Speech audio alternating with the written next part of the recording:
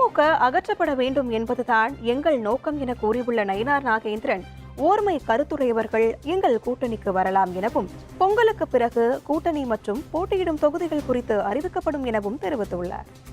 தேர்தலை பொறுத்தவரையில இன்னைக்கு தமிழ்நாட்டில் திமுக அகற்றப்பட வேண்டும் என்பதுதான் என்னுடைய நோக்கம். நான் ஆரம்பத்தில் சொல்லிட்டு இருக்கிறது அதனாலதான் அதை ஒத்த கருத்துடைய எல்லாரும் ஒண்ணு சேரணுங்கிறது. இந்த தேர்தலுக்கு சரியா 3 மாசம் இருக்கு. ஜனவரி, பிப்ரவரி, மார்ச் 3 மாசம் முழுமையா முடியாது. இன்னும் நாட்கள் நிறைய இருக்குது. அதனால யார் யாருக்கு பக்கம் இருக்கிறாங்க, யாரு கூட்டணி யாரோட சேர்றாங்க, இதெல்லாம் பொறுத்து திமுகவுக்கு ஏற்பட்டிருக்கிற இந்த ஆன்டி இன்கம்பன்சி ஓட் இது எவ்வளவு தூரம் வருது அப்படிங்கிறத பொறுத்து, யார் வாங்குறத பொறுத்து தான் அதெல்லாம் சொல்ல முடியும்.